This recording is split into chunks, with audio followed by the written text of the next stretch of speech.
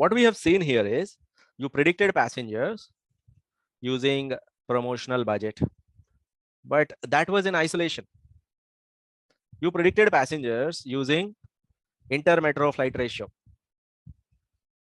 but that was also an isolated model. Yes, you predicted passengers, but only using inter-metro flight ratio. But do you think, is it only the passengers that impact, is it only the promotional budget that impact the passengers, or it's passengers, actually passengers are impacted by promotional budget, inter-metro flight ratio, service quality score, X4, X5, and so on, XK? Do you think multiple variables impact the target variable Y, or it's only one variable that impacts the target variable Y in isolation? What happens in the real life? Sir, multiple variables impact. Multiple variables, their sum total effect put together will impact the target variable Y. Promotional budget along with inter-metro flight ratio, along with service quality score, along with X4, along with X5, X6, and so on, XK, all these variables put together will impact the target variable Y. Until now, we have used a simple regression model, X versus Y. If you have only one X, one Y, that is known as simple regression model. But what if you have X1, X2 versus Y? If you have just X versus Y, then that is a regression line that you have. But if you have X1 variable, if you have another dimension, X2 variable, then your regression will be a plain kind of thing. So that will be Y equal to beta naught plus beta 1 X1 plus beta 2 X2. This is known as multiple regression line equation. What is multiple regression line? If you have variable X1, if you have variable X2, then there will be some points above it, some points below it. You will adjust that. This will be multiple regression line equation. Is it only two variables, or can there be more than two variables that are impacting target variable Y? Sir, There can be more than any number of variables can be impacting Y, but only until 3 dimensions we can visualize it. Human eye can perceive only 3 dimensions, but in mathematics you have beta 3 X3 plus beta 4 X4 and so on plus beta k xk. That is the multiple regression line equation where you are using X1, X2, X3 and so on xk variables for the prediction of target variable Y. Tell me, is it simple regression models using one variable that we often build the regression line?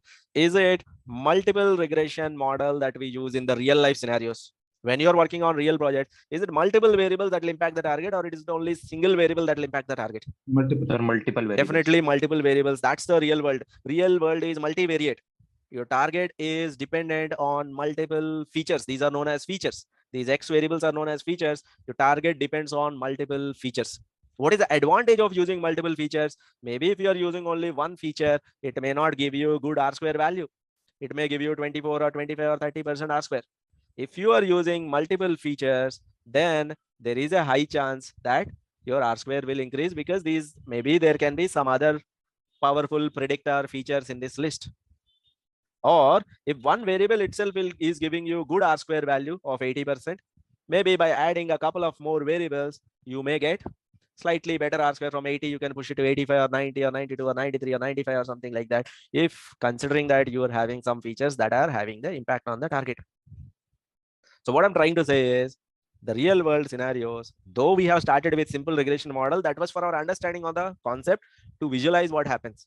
But in real world, you will be building multiple regression model. Is it possible to draw that multi-dimensional regression line? Can we draw it? Is it possible to draw beyond 3 dimensions? No. It's not possible, is it? No. Max to max, only 3 dimensions you can draw, but that does not mean they don't exist. Multiple dimensions do exist. You cannot draw them, but multiple regression line, it does exist.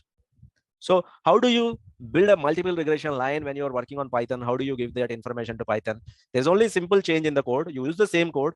While you're writing my model, y tilde x was written earlier. Now you'll be writing y tilde x1 plus x2 plus x3 and so on plus xk.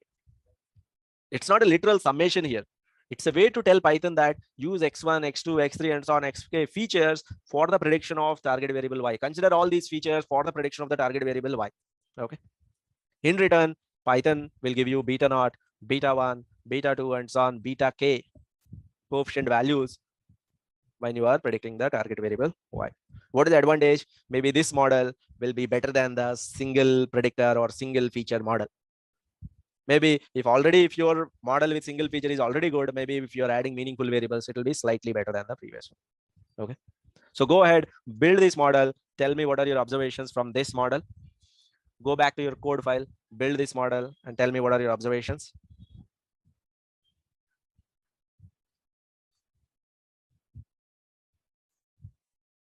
As soon as you open the output, all of you, as soon as you open the output, where should all our eyes go?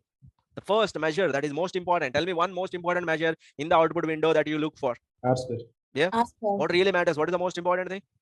R square value, isn't it? R square decides how good or bad is our model. Very good. All of you. Tell me, what is R square value? Previously, R square used to be 93%. Now that you're adding 95%. now the R square value has gone to 95%. I'm talking about this model. Look at this. Y tilde x1, x2, x3. Are you talking about this model? Check that, all of you. Yes. Yes, sir. Yeah. Yes. So what I'm talking about is a model with 3 features where you are predicting the target variable. From 93, the R square value is 95%. Now look at this carefully, all of you. Come back to this. Another story is starting. Now, imagine you have a data set. In that data set, you have one target variable and you have several features in it. In the beginning itself, you have already cleaned the data. You have features like x1, x2, x3, and so on. X30 features are there. Is it common to have 30 features? Do we have 30 features in your projects? Yes, Anybody having 20 to 30 features? All of us have, Yes, sir. isn't it? So it's common. It's not a big deal. So you have 30 features. Does that mean all these 30 features should be used in the model? All these 30 features should be impacting the target variable? Is that the case always? Every Not variable always, sir. that is present in the model has to be impactful. Is there any such rule?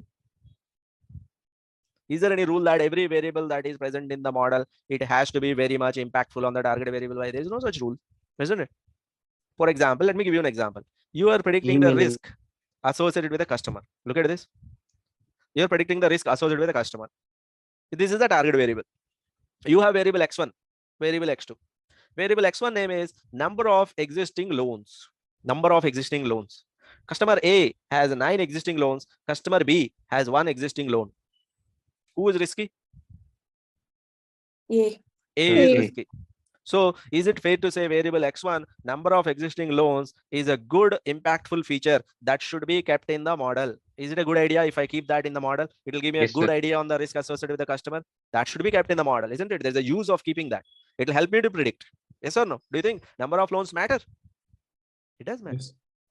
Let's say the second variable is customer mobile number. Customer C mobile number starts with 9. Customer D mobile number starts with 8. Customer E mobile number starts with 7. Who is risky? C or D or E? No one. No one. Can we say that? Not Using the mobile number, is it a good Sir, idea to cannot be predict the predicted. risk? So do you think, though you have variable x2, are you going to use it in the model building? No, not impactful. Is there a No. use of keeping it in your model? Is it going to help you to predict the risk associated with the customer? No. No, sir. It's not No, going sir. to help us. Is it fair to say this variable is not impactful? I can ignore it. Is there any loss that you will face when you ignore such variables? No, sir. There's no loss, isn't it? It has no impact on the target. So it is common that you have so many features in the beginning. All of you might have seen. We will clean all the features, whether they are impactful or not impactful. We will not see that in the beginning, isn't it? In the beginning, we treat every variable equally. All of them are important for me. But later on, is there a way I can find out the individual impact of the variables? Whether a variable xi is impacting the target variable or not? Is there any statistical measure that will tell me individually whether the features are impactful or not? Yes, there is a statistical measure called p-value. There's something called p-value. Using some theory, it is calculated. This p-value is calculated for every variable xi. For every variable xi, p-value is calculated. If the p-value is less than 0.05, that feature is impactful. You should keep such feature. If the p-value is greater than or equal to 0.05, that feature is not impactful. You can drop that feature. P-value in the output is given in the place p greater than or equal to modulus of t. In the backend, there is something called t-test that is done. The theory behind that is testing of hypothesis. In our course, at a later point of time, we are going to discuss testing of hypothesis. There, I'll tell you exactly what is the theory behind it, theoretically how p-value is derived. As of now, we will take that theory for granted. We will look at the p-value of the variable directly. P greater than or equal to modulus of t against every variable is given. If that is less than 0.05, that feature is impactful. That is greater than or equal to 0.05, that feature is not impactful. For example, you are using 3 features here: promotional budget, intermetro flight ratio, service quality score. So look at the p-value of promotional budget and tell me. Go to the output window. This is your p-value. Promotional budget p-value is how much? 0. 0. Definitely it is less than 0.05. So once again, p-value is calculated for every feature, and if the p-value is less than 0.05, that feature is impactful. If the p-value is greater than or equal to 0.05, this feature is not impactful. As of now, I just want one help from you. You just take this p-value for granted for now. The theory behind it, it requires several other measures, several other topics. After discussing those, then exact theory will also be clear at a later point of time. Okay. For now, we will assume that p-value is somehow calculated. It will tell you whether the variable is impactful or not impactful. Okay. Now, what is the p-value of inter-metro flight ratio? How much is that? 0.350. 0.350, which is greater than 0.05. What is p-value of service quality score? 0. 0, which is less than 0.05. So what can you say by looking at the p-value? What do you say from We there? can drop The inter-metro flight ratio is not Inter-metro impactful flight variable. ratio is not impactful. What do you mean by not impactful? Whether you keep that variable, whether you drop that variable, do you think your R-square is going to change? If a variable is not impactful, what does that mean? Whether you keep it or whether you drop it, your model will be indifferent. It does not have it will not lose a lot if you drop that variable. Now, you go to your client and you explain him that inter-metro flight ratio is not impactful. Your client obviously will ask you a question. How can you be so sure? Then what do we say? We looked at the p-value. Based on the p-value, if the p-value is greater than 0.05, p-value, based on that, we can say the variable is not impactful. Do you think they are going to believe all these theoretical concepts as it is? Every client wants us to explain in a very layman terms. Yes or no? How do you prove to a layman that inter-metro flight ratio is not at all impactful? Think about it. How do you prove to a layman who doesn't want to believe p-value? How do you prove it that really, seriously, inter-metro flight ratio is seriously not impactful? How do you prove that? Get another model. So right now you built a model y versus x1, x2, x3. What is R-square of this model? What is R-square of this model? 0.95%. 95%. Now, if x2 is not impactful, that's what I want to prove. If it is truly not impactful, what will happen? Tell me. How can you prove that? You build another model, By dropping y that versus column, x1, x3. If it is truly not impactful, what is the expected R-square? 95% around. Almost 94.9% or 94.8. Almost same R-square should be there. Yes or no? Not a significant drop. Do you agree with that? Yes, sir. Yeah. A small difference is fine, but it should not be like dropping from 95 to 90 or 95 to 80. That should not happen. Almost same R-square should be there. So do that experiment and tell me what is the R-square value if you are using only promotional budget and service quality score, only those two variables? 0.951. How much? 0.9. So 95.1. Again, 95%. With that variable, your R-square is 95%. Without that variable, your R-square is 95%. Isn't that a proof that that variable doesn't matter? Do you want to keep it in the model or eventually you want to get rid of that? What is the better option? Get rid of it. If a variable is not impactful, is it a good idea to keep it in the model? Imagine model M1, which is using 30 features, giving you 92% R-square. Model M2 using 10 features which are impactful, 20 features which are not impactful or dropped. It is giving you 91% R-square. Which model would you keep? Sir, M2. M2 is much simpler model, which is also giving you almost same as M1 R-square. We would generally, business requires simple models that are working as effectively as those models that are complex, but using lesser number of features. That is how you will check the individual impact of the features. Once again, the exact theory behind the p-value is not yet explained to you. There is another concept which is called testing of hypothesis topic. Once that is explained, then that will be clear to you. Okay, the theory part of it. But as of now, we are taking the application part of that. I think that was one of the questions, right? Somebody asked, like, how do you know in the list of variables that I have whether a variable is impactful or not? How do I get to know that? You can see the p-value and you can select a variable that is impactful.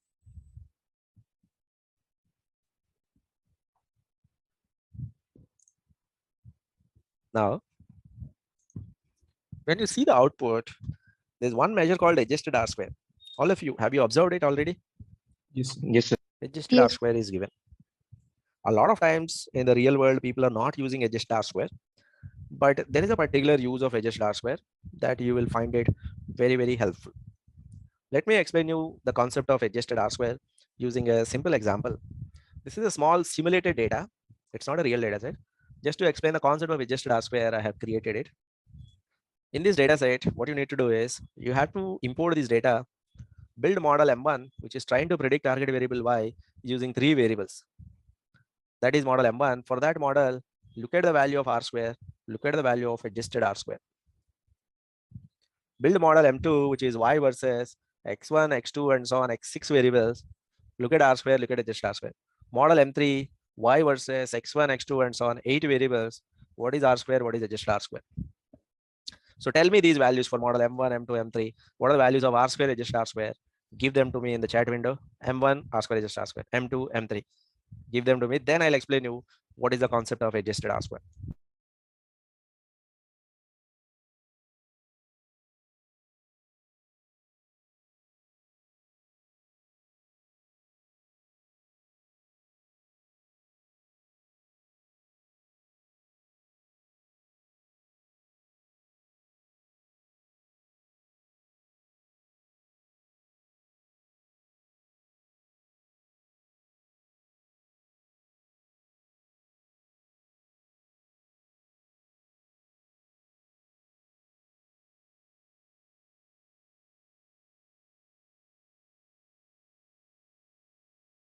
Give the numbers to me in the chat window. M1, R square, adjusted, M2, M3.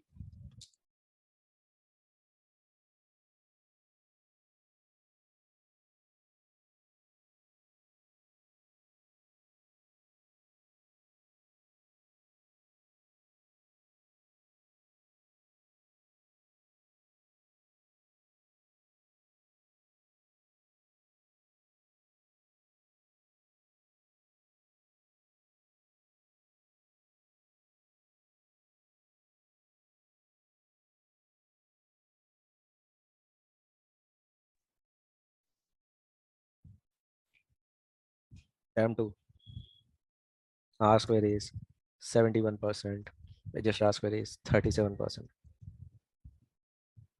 Last model, R square is 80%. Adjusted R square is 28%. Are these the same results that you're also getting? Yes, sir. Yes, sir.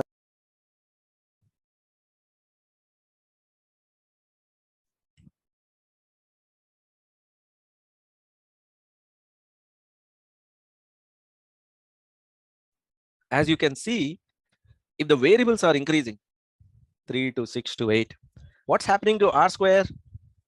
It kept on increasing. But adjusted R square did not do that. It decreased first, again it decreased.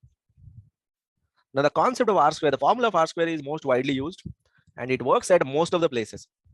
But if you look at the exact formula of R square, it has one caveat. R square formula has one issue. And particularly in some projects, R square will actually give you a wrong answer. Let me give you an example. Let's say you're building a model, Y versus X1, X2, and so on, X10 variables are there. With these 10 variables, R square value, you have achieved it to be 80%. Okay. When you add the 11th variable to the system, you have 10, you added another extra variable, 11th variable. There can be 3 scenarios that are possible.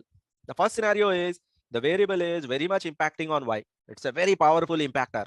The variable has so much information about Y. The variable has very good information about Y. Then what will happen to the R square value? Sir, it will increase. It will increase significantly, a very good amount, isn't it? 3 points, 4 points. One variable itself will increase 3, 4, or 5 points. That is one scenario. The other scenario is if the variable is not at all impactful, if the variable is junk variable, if the variable has nothing to do with the target. One of the examples is risk versus mobile number. A variable has nothing to do with the target variable Y. In that scenario, either R square will remain the same because you already have 10, right? With that 10 anyway, you will get 80. Either R square will remain the same or R square will increase insignificantly. There was an increment, but insignificant, very minuscule. But what will never happen is if you add a junk variable, if you add a variable that is having no impact on the target, R square will never go down. This will never happen. With an addition of new variable to the existing system, R square will never go down. Why it will never go down? Already you have 10 variables. With that 10, how much is guaranteed?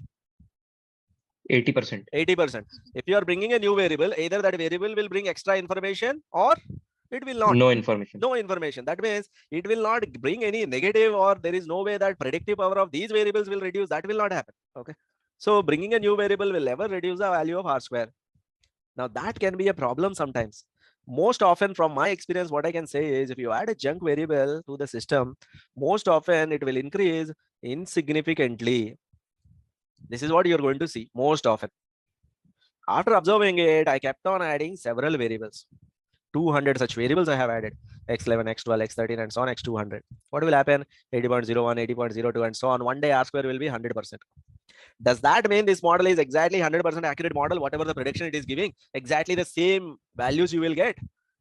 Or are we simply cheating the formula of R square, somehow making it look like 100% R square? But what is the original R square? What is the original prediction accuracy of this model? 80%. Original prediction accuracy of this model is 80%, but somehow we kind of cheated the formula of R square, make it look like 100%. That is the problem with R square. If you add too many features, if you add too many non-impactful features, what will happen? R square will look like almost very high value near to 100, but that's not reflecting the original accuracy, original predictive power of the model. That's why there is a small adjustment that has been done to the R square formula. It will now come as adjusted R square. Adjusted R square is derived from where? Is it a totally different formula? No, it is derived from, adjusted R square is derived from R square only, but there is a penalty factor that has been included. What it will do? When you add a new feature, adjusted R square can also increase. When it will increase? If the feature is impactful. If the feature is junk feature, still you added it, then what this penalty factor will do? Can you make a guess? Adjusted R square will actually, if you add a new feature, if it is junk feature, then adjusted R square will actually go Decrease. down, decrease. That decrease factor, this is that penalty factor. If you're adding a new feature, adjusted R square will actually decrease if the feature is not impact. Is it true that adjusted R square will always decrease when you are adding a new feature? No, sir. If when it will increase, adjusted R square will also increase. When The variable is impactful. When the feature is impactful, then it will increase. So how do you use adjusted R square in the real life projects, in real life scenarios? How do you use that? As soon as you build the model, what is the first thing that you check? As soon as you build the model, you check the R square. Go ahead, check the R square as usual regularly. Let's say R square value of the model is 92%. Now that after knowing this concept, do you think we should trust R square directly on the face of it? No, sir. No. Immediately after checking R square, from here on, what you should check? Adjusted R square. Adjusted R square. Let's say if adjusted R square is only 72%, R square is 92, adjusted R square is 72. What does that mean? The variable is not impactful. There are several variables that are still present in the model, but they are not impactful. If they would have been impactful, if everything would have been impactful, what would have been the adjusted R square value? Sir, near to 92%. Near to 92, maybe something Nearly. like 92 or 91. 1 or 2% difference is okay. In the real life, you can accept this. This and this you can accept. But can you accept 72 and 92? No, That sir. you cannot. Is it a negligible difference or a significant difference? Significant, sir. Significant difference. 1 or 2% is generally known as negligible difference. That happens. But 20 points is a significant difference. That means there are some variables that are not impactful. By the way, is there any measure that will tell you, given a feature, whether it is impactful or not? Can you tell me that? Which measure will tell you whether a variable is impactful or not? How do you get to know that? P-value. You will look at the p-value. Based on the p-value, how do you pick and choose that variable, whether it is impactful or not? Sir, less than 0.05 is Less than impactful. That is 0.0. impactful. 0.05, that variable is not impactful. But what happens in the real life scenarios is, the reason why a lot of people don't care about adjusted R square is, most often your R square will be almost equal to adjusted R square.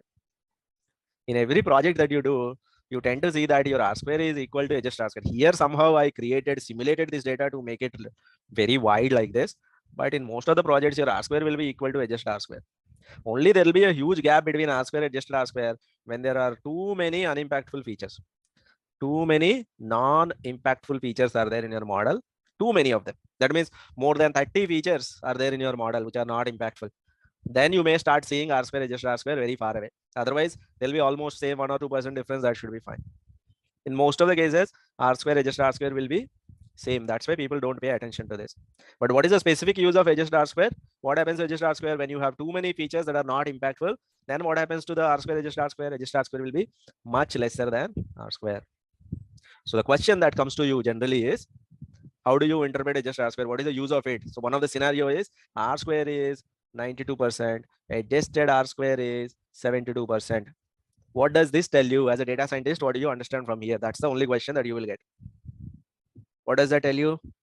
There are lots of There are so unimpactful many variables. features that are not impactful. Can we finalize this model, or we have to go back and check for impactfulness of the features, only select those features that are impactful, keep them in the model? Can we finalize this, or can we have to go back?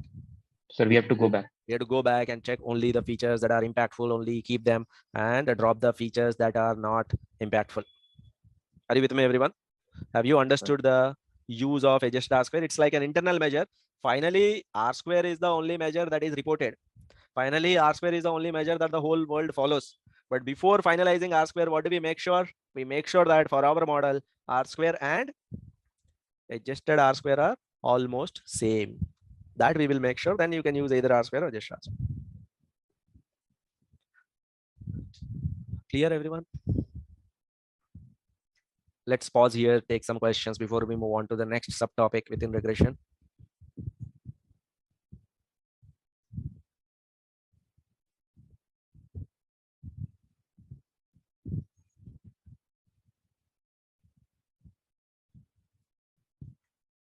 Now, let us take a different case study altogether and then try to see some other complications that may come. Now we are going to work with regional sales data. We are trying to predict what is the sales in the region by using features like what is the average income in that region, what is the average given average income, average expenses, percentage male, percentage female in a region. I want to find out what is the sales in that region. I want to predict this. This is target X1, X2, X3, X4 features are there. What I want you to do is import this data set, go back to your code file, regional sales data. Yeah, after adjusted R square, regional sales data, and then import this data set, have a look at the columns quickly, and then build the model. Only execute until here, build the model. Once you have the output ready, we'll discuss about this output.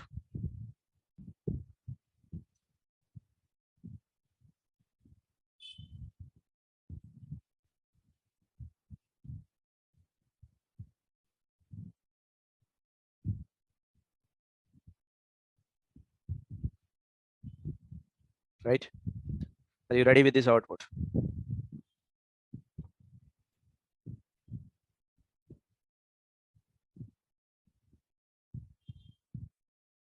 Yes. Right? Tell me, what is the first thing that you check? As soon as I go to this output, what is the first thing that we will be checking? R square. R square. Automatically, as a data scientist, our eyes should be going on directly onto R square. And what is the check that we will do? R square must be More than 8. More than More than 80%. More than 80%. so first check is passed. Fine. Going good. Sometimes this may deceive you. R square value may cheat you. That is why, to be on the safe side, immediately after checking R square, it is suggested that you check the value of Adjusted R square. adjusted R square. And what should be the value of adjusted R square for a good model? Near Sir, to near to R Near square. to R square. Exactly, precisely same as R square, or 1 or 2% difference is okay. Sir, 1 or Negligible. 2% Percent difference. difference is okay. So is adjusted R square same as R square Yes, sir. here? Yeah, 84.5 versus 83.8. You cannot, like, in reality, you cannot expect exact precise same values. So this is also passed. After passing these two, what is the next thing that you're going to check? P-value. P-value. Good, very good. We are going in the right direction. Go ahead. Based on the p-value, what are you going to tell? Whether the variable is impactful Impactful or or not. not? Yeah, tell me, is there any variable that is not impactful? average expenses. Sir, Average almost all the variables. Are not impactful. This one is less than 0.05. This is impactful. Anyway, Average expenses is not impacted. yes or no? This is impactful. This is impactful. This is the only variable that is not impactful. Are you with me? What is the limit? Once again, tell me. What is the limit? Less than 0.05. 0.05, right? This is the only variable that is having more than 0.05. Yes or no? Remaining all are impactful. This is the variable. Average expenses is the variable that is not impactful. In fact, you can also see the sign and tell whether it is having a positive impact or negative impact. Average income has a positive impact on target. Average expenses has negative. Percentage male, positive. Percentage female, positive. So from this output, what we can say is, when you are predicting the regional sales, are you getting a good model by using income, expenses, male, female? Is that a good model? Overall, we are getting a good model because we know that 80% above is the R square. Second point that we note down is average expenses is Not impactful. Not impactful. impactful. Very good. Third point that we can note down is if at all there is any impact, average expenses is happens to be having a negative. negative impact. Now we go to our business partner. We tell our business partner, you know what? I can predict the regional sales easily. You give me income, expenses, percentage male, percentage female in that region. I can give you a model. I can give you a prediction how much will be our sales, and I'm very confident about it. And I also did some analysis. I found that average expenses has no impact. We can drop it, or even if you keep it, it has a negative impact. Like as average expenses increase, the impact on the target, like the target variable, which is sales, it will decrease. That's what we told. And the client is responding to you. I'm your client. I'm giving you the feedback. Your first point, I agree. You can predict the sales. In fact, these are the factors that will drive the sales. So I agree that if I give you income, expenses, percentage male, percentage female, you can predict sales. I agree. Very good. Your second point and third point are utterly wrong. They don't make any business sense to me. Average expenses is the most impactful variable on sales in my experience. That's what I have seen. I have been in this industry from past 30, 40 years. Average expenses is the most impactful variable based on my business knowledge. I can tell you that. I don't know what your data analysis is saying. And how can you say average expenses has a negative impact on sales? Are you trying to tell me if average expenses is high, if everybody is spending in a region, what are you telling me? Our sales are going down? Are you trying to tell me if the average expenses is low, if nobody is spending, what are you telling me? Our sales is going up? That doesn't make any sense to me. Do you also agree with the client points? Yes, sir. Yes, You also feel that expenses and sales should be directly related, isn't it? Yes, sir. How can our sales increase if nobody is spending? Yes, I to bata raha hai. The client is true. Something would have gone wrong. We have to investigate. These kind of results, counterintuitive results, may be the result of not doing the data cleaning properly. Yes or no? If you do not do the outlier treatment properly, if you do not do the data cleaning properly, then this may happen. Is it possible? Yes, sir. Yeah. So I'll go back to my data cleaning step. I check everything. So I have done my due diligence. That means all of us, before doing any analysis, what is our thumb rule? Are we going to get the raw data and do the analysis? What is our thumb rule? We have to clean the data. Never ever start the analysis without cleaning the data. So we will clean the data. So as usual, we followed, like we are all good data scientists. May not be advanced, experienced, or expert data scientists, but we know our basics well. We clean the data. We come here, right? So data cleaning was done. Something we are still missing. Beyond data cleaning, there must be something else. Client is saying that average expense should be there in the model. So as an experiment, what we can do is, just as an experiment, as of now, keep average expenses. Maybe drop average income. Just as a random experiment, we are doing this because as part of investigation, we are trying several things. This is one of the trail. Drop average income, keep average expenses, percentage male, percentage female. Use three variables: average expenses, percentage male, percentage female, to rebuild the model. Go back, rebuild the model with these three variables, keeping this, dropping that. Once you have the output with you, then we will discuss that.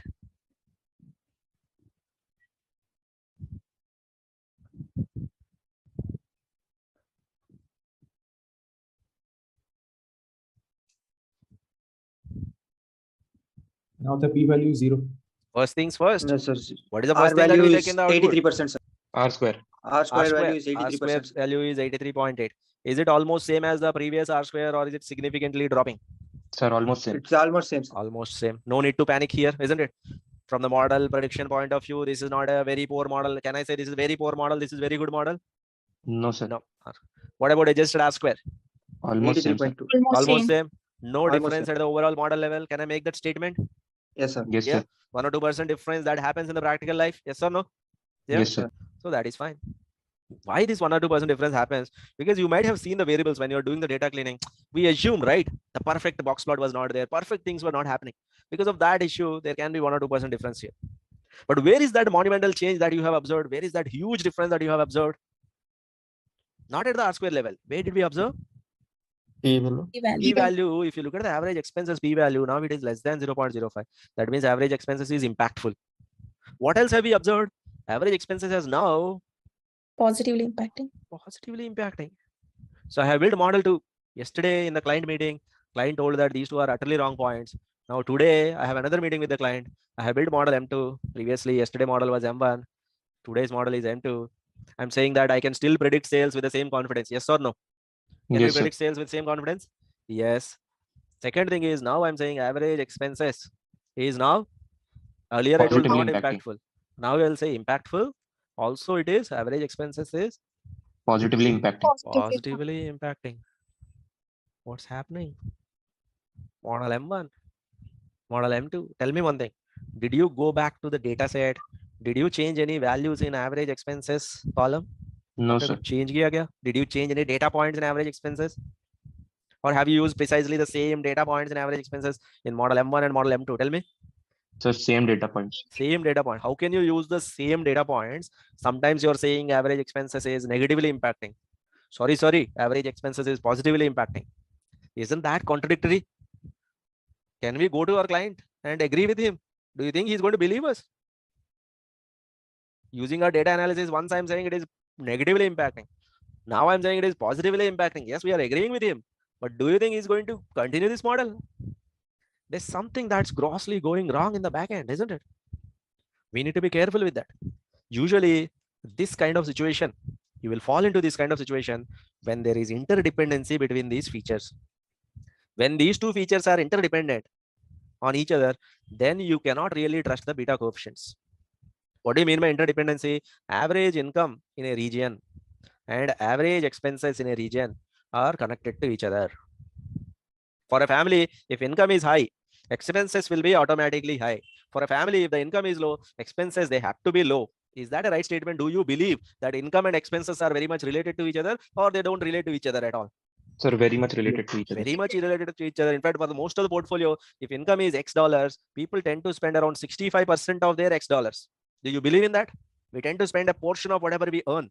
We don't really take loan from everywhere and try to spend, isn't it? Expenses are very much related to income.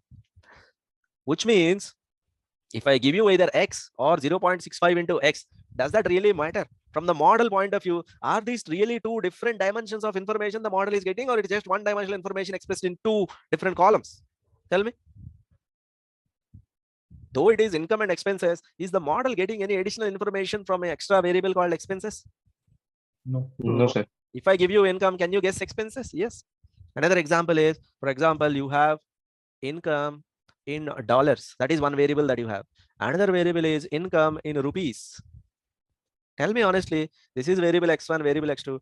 Do you think variable x1 and x2 carry totally different information, or x2 Sir, is simply same information. same With information? different If currency. x1 is x, let's say if x1 is $10, do you really require the data points to tell you what is x2, or you can guess it anyway? So we can guess it. We can simply guess it. Whatever is the income in rupees, that will be some 70 or 75 or 80, whatever, into $10. So you have these two variables. Is it fair to say these two are interconnected, interdependent variables?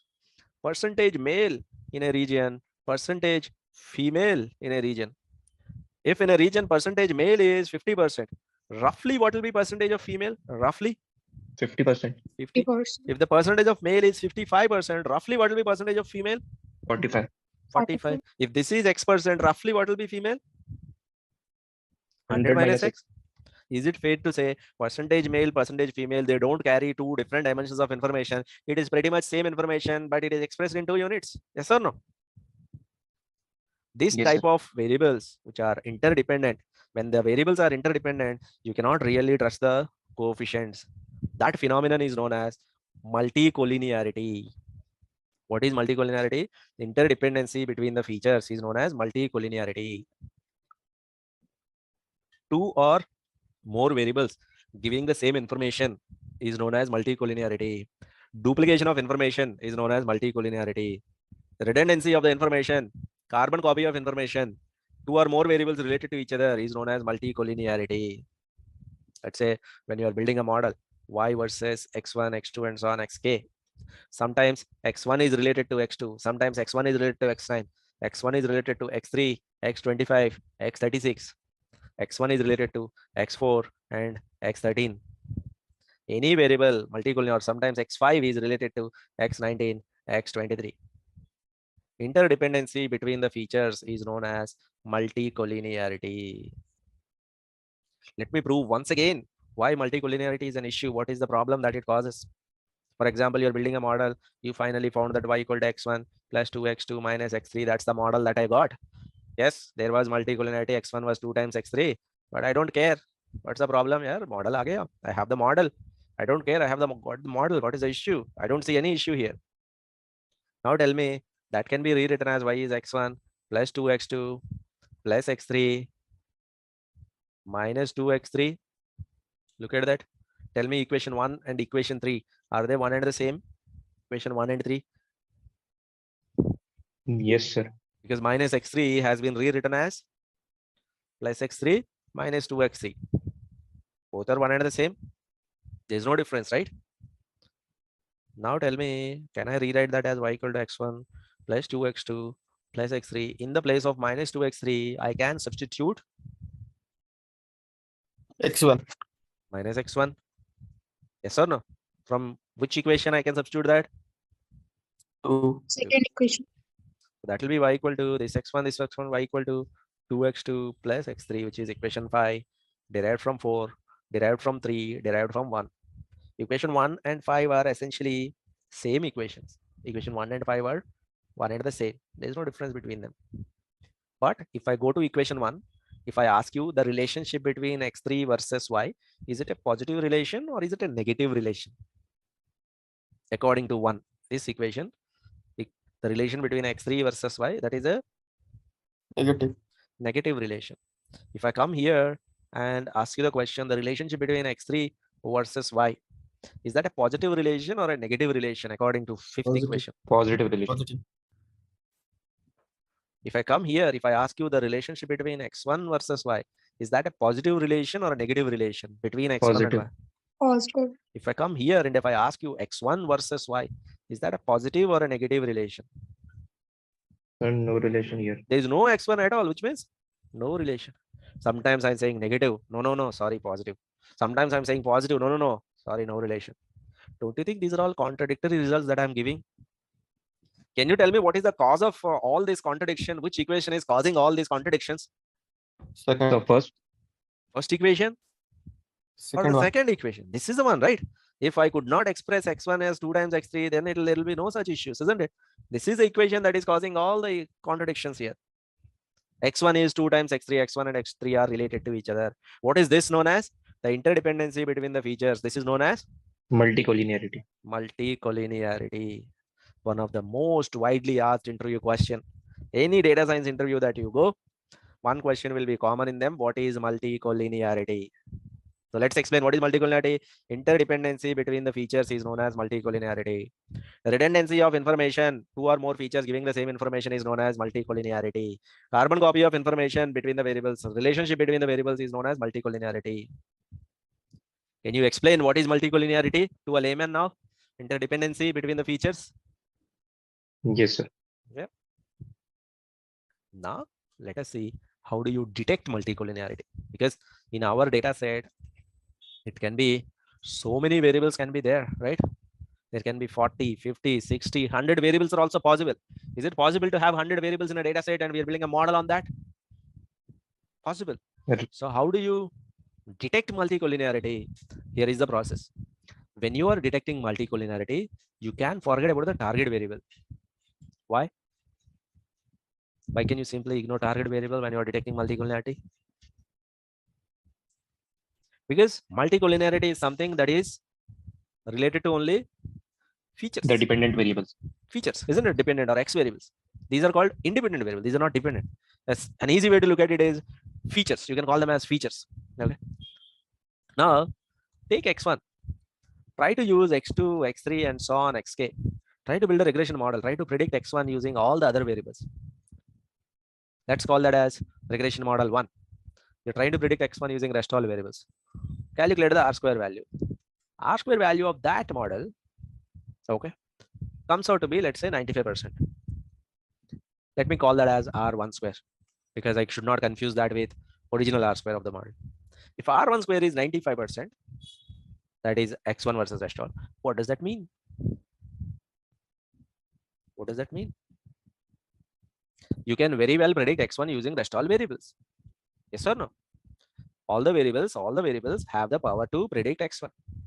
Is it fair to say x1 carries no independent information? Everything can be seen in the rest of the variables. Isn't it a clear indication of multicollinearity? Yes or no? Multicollinearity is definitely present. In some other scenario, you build the same model, you got the R square value to be, let's say, 5% only. For the same model, you got the R square value to be 5% in some other scenario when you did X1 versus rest all. What does this mean? Sir, there is no multicollinearity. There is no multicollinearity with respect to X1 variable. You repeat the same X2 versus X1, X3, and so on, Xk. Calculate R2 square. Check whether it is higher or lower. Repeat the same with Rk versus X1, X2, and so on. Rk minus 1, Rk square. So any individual variables Xi versus all the other variable Ri square. If that Ri square is high, that means there is multicollinearity with respect to that variable. So that Ri square, we do not directly use it. We derive one more measure out of it, which is known as VIF. VIF is equal to 1 by 1 minus Ri square. That means if that Ri square increases from 0.5 to 0.75 to 0.8 is serious, isn't it? Do you think 0.8 Ri square you got? Can we consider that as a serious case? Yes, sir. Yeah. So what is VIF? 1 by 1 minus 1 by 2. VIF will be 2 in this case. 1 by 1 minus 3 by 4. VIF will be 4 in this case. 1 by, this is the place where we get really serious. 1 by 1 minus 4 by 5. 1 by 1 by 5 VIF will be 5. So if VIF of any variable, if it is greater than or equal to 5, that is a clear indication. Like indirectly what it means, that variable versus rest all variables, Ri square is greater than 80%. It clearly indicates that that variable is involved in Multicollinearity. for sure. Okay. That is how you detect multicollinearity. Once again, let us recap this whole thing. Usually it is target versus rest all, but target we ignore it for some time because I want to check multicollinearity. Okay. Take the first variable, use rest all variables, calculate R square. Take the second variable, use rest all, like that, repeat for every variable. For everything, take the Ri square. If that Ri square value increases from 40 to 50 to 60 to 70, VIF stands for variance inflation factor. Variance inflation factor. Generally, people use it as VIF. VIF is 1 by 1 minus Ri square. If Ri square is above 80%, VIF is more than 5. If the VIF of a variable Xi, if it is more than 5, clearly it is involved in multicollinearity for sure. There's no doubt about it. Got it? So how do you detect multicollinearity? What is the measure that is used for detection of multicollinearity? Which measure is used? VIF. VIF. And how do you choose which variable has multicollinearity issue? If VIF is more than 5. More than 5. If you go back to our case study, in our case study, we have average income, average expenses, we have percentage male, percentage female. In general, you can have multiple other variables as well, isn't it? So you have to take every variable, take rest all variables and calculate the VIF value. Okay. So for that, we can write a function. This function simply, what does it do? It takes all the variables. Okay. Chooses, it runs a loop. We have to run a loop, isn't it? Take one variable first, like when I equal to 0 or when I equal to 1, I'll take the first variable. Then Y variable will be X1. X variable will be what? X2, X3, X4. Then calculate the R square 1 by 1 minus R square VIF will be printed. Repeat the same for rest all variables. So this is the function that will calculate the VIF for each and every variable. Okay. Use this function, and if the VIF value, once again, if it is greater than or equal to 5, that is the variable that is involved in multicollinearity. So let us calculate the VIF value of each and every variable and give those numbers in the chat window. VIF values, give them to me in the chat window.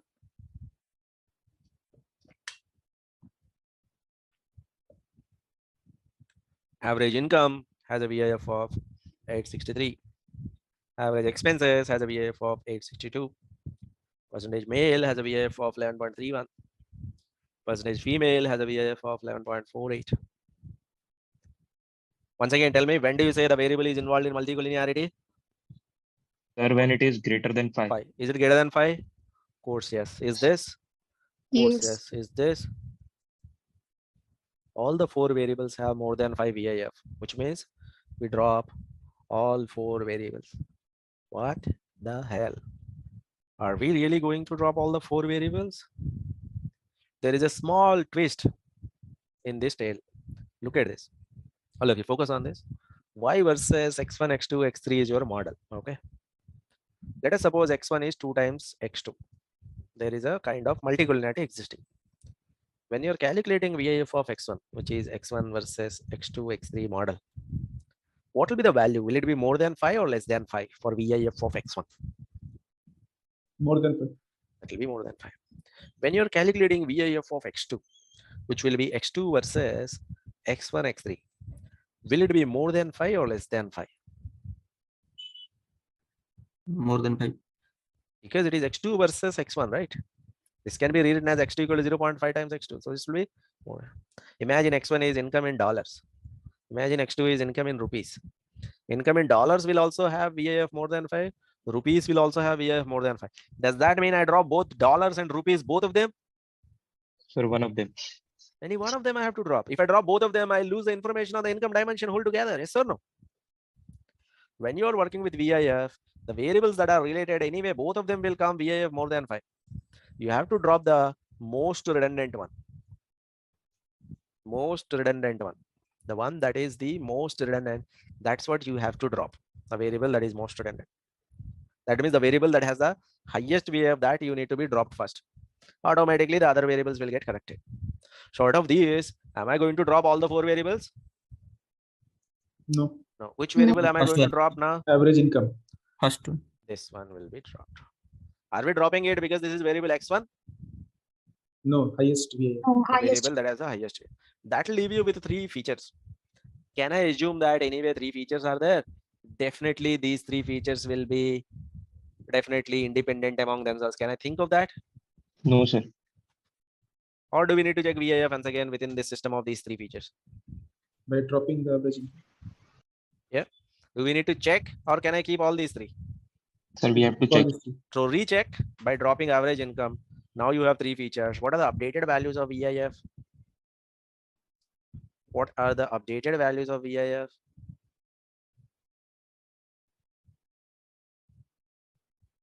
One 1.0. 1.07,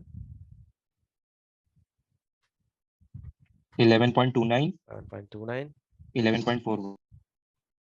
This did not change much. This did not change much, but this one, huge difference. Why? Why suddenly average expenses has a very low VIF? Because sir, the independent variable of this feature has been removed. Previously, there used to be some kind of relationship. Now that it has been removed, this is carrying some independent information that you cannot find in percentage male, percentage female. Does that mean the system is totally having all independent features, or still there is multicollinearity left here? Sir, there is multicollinearity. So which variable are you going to drop now? The female. Percentage. The variable that has the Highest. highest Highest VIF. collinearity.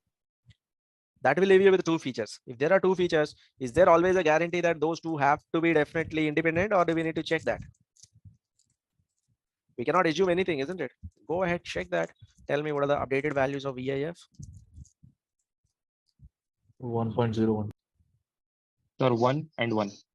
1.01. Is it fair to say you do not need 4 features? 2 features are sufficient. They are carrying the 4 features information. Is it fair statement? 2 features are sufficient, isn't it? Yes, sir. Average expenses is carrying the information of average income. Percentage male automatically carrying the information of percentage female. So you don't need 4 features. 2 features are sufficient. Now these 2 are independent features. Independent. Does that mean both the features will be impactful on Y? This will be impactful on Y. This will be impactful on Y. Can I give the guarantee based on VIF? Does VIF tell us anything about the impact? No.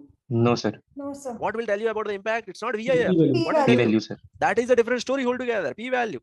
Can you give guarantee that this has to end up impactfully?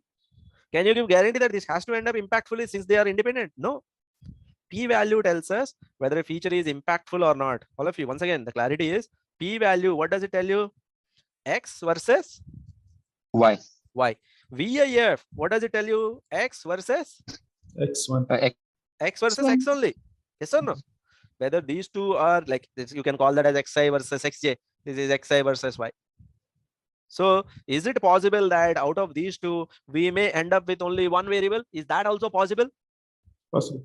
Possible. Yes, sir. isn't it? So impact is a different story altogether. Independence is a different story altogether. All the variables in your final model have to be impactful as well as independent. Impactful means every variable has to be impactful on Y. Independent means every variable has to carry independent information. Those are the checks that we need to take care of. That is why while you are building the regression model, you have to follow these steps, step by step approach. But even before building the model, what is even the previous phase? Before building the model, what are you going to do? You will make sure that data cleaning. Even before data cleaning, what is the step? Exploration. Even before exploration, what is the step? Before even the data, you start understanding what is the business problem, goal, and all that. Okay. First, get the business idea, objective, and all that. Then data exploration, data validation, data cleaning. Then comes the model building. Which phase is this? Model building phase. If you remember that flow chart, which phase is this? Phase 1 was business problem, objective. Phase 2 was data exploration, validation. Phase 3 was data cleaning. This is 4th phase. Okay. Can we directly jump on to 4th phase in any of the projects? No, sir. There is no project in this world that you can go on to the 4th phase directly. So these are the steps in model building. First step is build the regression model. While building the first model, try to use all the features. Okay. Try to use all features. Don't pick and choose any of the features in the beginning itself. Anyway, we will choose the features later on. Okay. Immediately after building the model, what would you do? Immediately after building the model, Check for R square. R and adjust R square. What should be the R square value for a good model? Greater than 80%. 80%. For a good model, R square should be above 81. Imagine your model is having good R square. What is the next thing that you're going to check? Adjusted R square. Because sometimes R square will cheat you, isn't it? That's why you check the adjusted R square. And what should be the value of adjusted R square for a good model? Near to R square. Near to R square. Near to R square. Almost same. 1 or 2% difference is fine. After that, what is the next step? P value. Check The p value. What does p value tell you? What is the use of checking the p value? The impactfulness of the feature. Whether Impactful, the not feature is impactful or not impactful. Tell me, how do you choose? Less than 0.05 Then is impactful. 0.05 is impactful. That feature is impactful. Keep or drop? So keep. Such features. Greater than or equal to 0.05, that feature is Less impactful. Not impact. Less. not impactful. Is it okay to drop? Or are you going to lose anything if you drop? Drop. No, sir, we will not drop. We will drop. What is the need if there's a variable that is not impactful? Okay. The next one. Once you're done with this, you have all the features that are impactful. What is the next thing that you'll do? BIF. Check the VIF values. Based on VIF, how do you pick and choose? Less than VIF less than More 5, Yes. that feature is Depend. Independent. More than 5 is independent. independent. What do you mean by independent? It carries independent information. Less than 5 means what? Independent. It has no connection to the other variables. In that case, are you going to keep or drop? Keep. It carries independent information. Greater than or equal to 5, that feature is Dependent. dependent on others. Then what I should do? Drop. Drop. But while Drop. dropping, you need to be careful. 1 by 1. You have to drop sequentially, one by one. Is that true? Yes, sir. When I was doing this training, one of the corporate training in one of big company, they're already working on all these steps. So what they were doing, they have a situation Y versus X1, X2, and so on, some 30 variables they are using. Out of these 30 variables, they're calculating the VIF value. It's a very renowned company. So they are calculating VIF values for 24 variables. VIF is less than 5. For 6 variables, VIF is greater than or equal to 5. They're dropping these 6 variables and they are using these 24 variables. Can you tell me what is the error in that process? Sir, we might lose some important information. If 6 variables are having VIF more than 5, does that mean all 6 should be dropped? No, sir. we have to check one by one. One by one, isn't it? Will you be doing that error? For some reason, even a lot of projects, some people are making this mistake directly within one shot. They are dropping all the variables. Make a side note here. Make sure that you're doing sequentially. At the end of this, you have all the variables that are independent of each other. Another point is there's no order that you have to follow like this. Sometimes you choose all the independent features. Then out of them, you can choose impactful features. Or sometimes you can choose impactful features. Then out of them, you can choose independent. Whether you follow step 4 first or step 5 first, it doesn't matter. Okay. You will get the same result in the sense you will have the same R square. So the order of step 4, step 5 doesn't matter. Okay. Only thing is that you have to make sure that you're doing those 2 steps for sure. So these are the steps that you must follow when you're building a regression model. In fact, in some of the interviews in the past, some of the recruiters asked this question: how do you build a regression model, what process you follow. So some of our students have explained all these steps one by one, one by one, one by one. Those interviews went very well. Will you be able to explain all these steps to the recruiter? Have you understood all these steps? If somebody stops you at VIF and asks you what VIF does, why are you doing it? Can you explain it? If somebody stops you at p-value, somebody stops you at r-square, will you be able to tell that to a layman? Have you Yes. understood the concepts behind these? Yeah. Yes.